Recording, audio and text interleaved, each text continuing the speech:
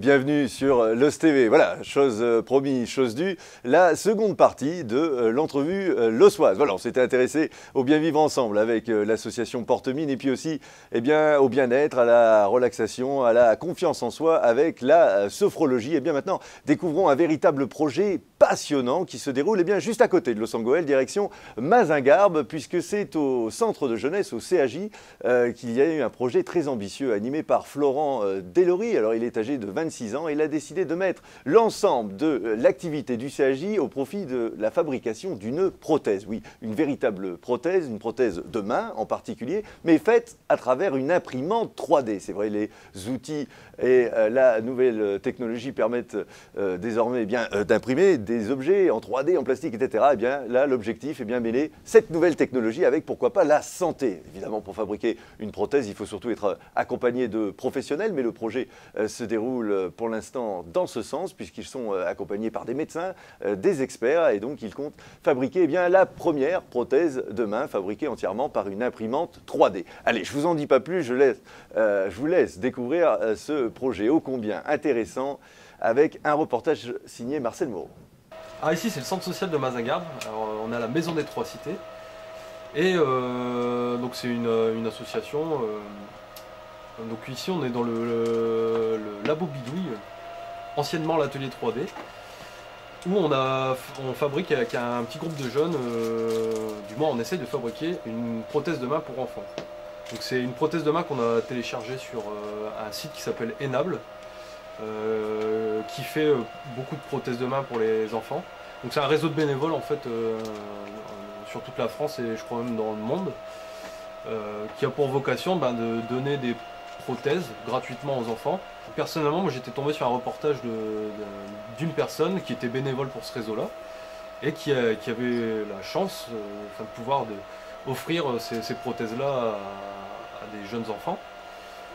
Et l'idée, moi, c'était de pouvoir capter un petit peu l'attention des jeunes du labo bidouille, essayer de les sensibiliser à ce genre de projet, voir si ça les branchait du moins. Donc je ne leur ai pas imposé, j'ai lancé le projet, donc je leur ai dit écoutez, on va faire ça, et ceux qui veulent le faire, ils le font, ceux qui ne veulent pas. Et finalement, en fait, l'ensemble des jeunes ont participé à l'élaboration de notre main. Donc ça, il faut savoir que c'est la main test pour l'instant, et qu'on essaye de la faire valider par l'association, pour pouvoir faire partie des bénévoles de l'association. Donc tant qu'on n'a pas fait cette main, tant qu'on ne l'a pas encore finalisée, réussi, on ne peut pas prétendre pouvoir faire une main pour un enfant. Parce que ça demande quand même beaucoup de savoir-faire, on va dire ça comme ça. Ça demande quand même une certaine technicité pour rendre la main agréable pour l'utilisation qu'un enfant n'aurait pas. Au sein du centre social, on a plein de compétences, on a plein d'ateliers différents avec des nombreuses personnes qui fréquentent. Et du coup, on essaie de s'appuyer un peu sur les compétences de chacun pour pouvoir minimiser les frais et faire du local au maximum. Donc là, par exemple, sur cette main-là, il y a les coutures, chose que moi personnellement je ne savais pas faire, ni au niveau des jeunes. Donc c'est une couturière de l'atelier couture qui est juste à côté de chez nous, donc super, qui nous les a faites. Et pour les élastiques, alors c'est des élastiques dentaires. Donc pareil, quand j'ai commencé à essayer de chercher un petit peu où en trouver, comment s'en procurer, en fait j'avais le choix d'aller sur internet, de les commander en Chine, ou d'aller voir l'orthodontiste qui est juste à côté. Donc c'est un orthodontiste de la ville juste à côté, de Vermel plus exactement, qui nous a fourni les élastiques gratuitement. Fait pas en 2 jours, parce que c'est quand même assez long, rien que pour l'impression des pièces ça demande beaucoup de temps. Sachant que nous on a des imprimantes qu'on a fait nous-mêmes qui fonctionnent et qui sont plutôt capricieuses. Donc ça demande un peu de temps. Par contre nous pour l'instant on ne peut pas encore prétendre à fabriquer ça pour un enfant, parce qu'il faut d'abord qu'on finisse notre main test. Alors par contre il me semble que c'est quasiment 1 mois pour pouvoir vraiment finir la prothèse avec les finitions qui vont avec. L'idée c'est, franchement ce qui serait super, ce serait de pouvoir fournir un enfant qui en ait vraiment besoin. Voilà, un projet très ambitieux auquel toute l'équipe de Lost TV souhaite un très grand succès. Allez, intéressons-nous justement maintenant à un véritable artiste local. Véritable artiste, oui, parce qu'il est multifacette. Auteur, compositeur, slammer aussi et metteur en scène et créateur de pièces de théâtre. Il s'agit de Thomas Suel. Et oui, c'est une véritable passion pour lui. Son père était d'ailleurs lui-même écrivain. Il a donc écrit, mais aussi monté des pièces de théâtre à l'image de D'où qu'on est, une pièce bien intéressante, c'était d'ailleurs sa première réalisation. Alors je vous en dis pas plus puisque c'est une interview cette fois-ci qui n'est pas réalisée par moi-même mais par ma collègue de Lost TV, Patricia, qui l'a interrogé sur le slam, les chansons, ses projets et puis l'ensemble de sa carrière. Allez, je vous laisse découvrir ces images tournées dans les locaux du Cybercoin. Bonjour Thomas Suel. Bonjour Patricia. Vous êtes né dans le Pas-de-Calais. Oui, on ne choisit pas l'endroit où on est. Non, mais c'est bien aussi le Pas-de-Calais. On peut choisir l'endroit où on reste, ouais. Je suis né dans le Pas-de-Calais, j'y vis toujours, ouais, et c'est là que je travaille. Depuis 2005, vous animez des ateliers d'écriture. Oui, entre autres, j'ai un peu commencé par là. En fait, j'ai fait mes débuts sur scène. J'écris pour la scène, je fais de la poésie parlée essentiellement. J'ai fait mes débuts sur scène dans des scènes slam, c'est-à-dire des scènes ouvertes, à l'initiative d'un ami qui s'appelle Stéphane Gornikowski, qui a voulu créer des scènes slam, donc des scènes qui donnent la parole à tout le monde, y compris et surtout à ceux qui ne la prennent pas d'habitude. Et moi j'y suis allé parce que j'avais des choses à dire. Et puis avec cette bande-là qui était en association, qui s'appelait Demodocos, ensuite qui est devenue une compagnie, la Générale d'Imaginaire, on a fait pas mal d'ateliers, notamment dans les quartiers ou dans des villages, auprès de gens qui ne prennent pas la parole d'habitude. C'est comme ça que j'ai commencé à faire des ateliers d'écriture, mais pas seulement, c'est des ateliers pour écrire et dire, prendre la parole en fait, et faire sonner les mots pour exprimer ce qu'on pense. Vos textes sont critiques, sensibles, poétiques.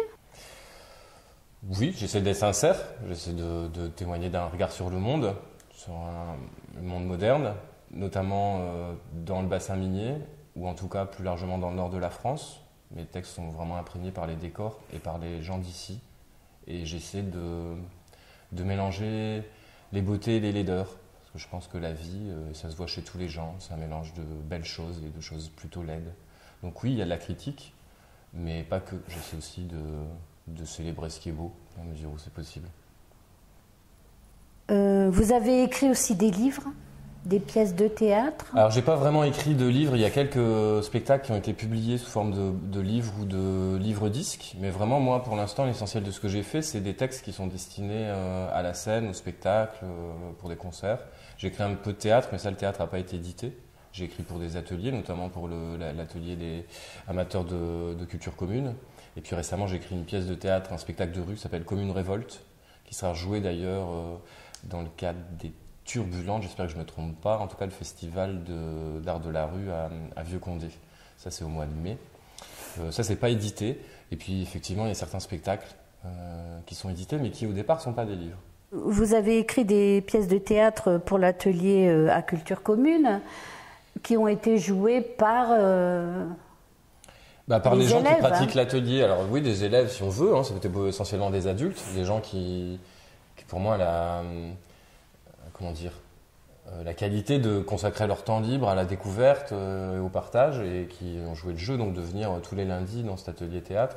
Et moi, j'ai essayé d'écrire à partir d'eux et pour eux. Donc ça a donné lieu effectivement à 2 créations qui ont été jouées par eux. Ça remonte déjà à quelques temps.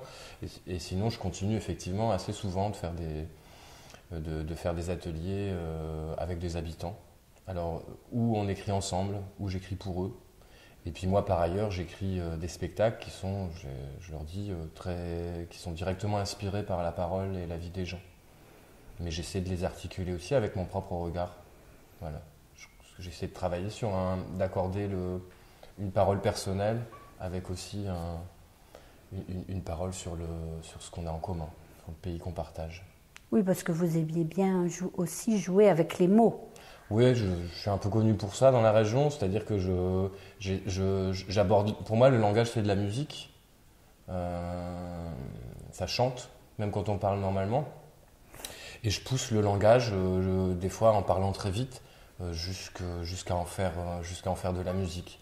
Je m'intéresse beaucoup au son de la langue, et au son et au sens. Et je joue entre les deux. Voilà. Et vous êtes accompagné par un musicien? Alors je joue parfois avec des musiciens.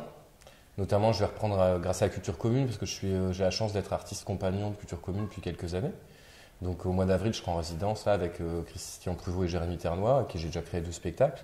Ce sont des très très bons musiciens, des improvisateurs.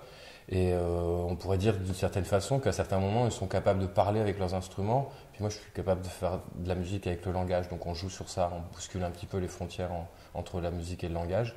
Là, le nouveau projet s'appelle France, pour l'instant. Ça parle de la France. Et sinon, je fais quand même pas mal de choses tout seul aussi, où je mélange à la fois du récit, du conte. Il m'arrive un petit peu de chanter a cappella, mais sinon, on peut dire que quand même, essentiellement, ce que je fais, c'est de la poésie parlée, quoi. Et j'espère, des fois, elle est déconcertante, mais qu'elle s'adresse à tout le monde. En tout cas, j'essaie de faire quelque chose qui puisse parler à tout le monde, même si c'est des choses que les gens n'ont pas l'habitude d'entendre. Non, c'est sûr, c'est pas habituel, mais c'est quand même intéressant.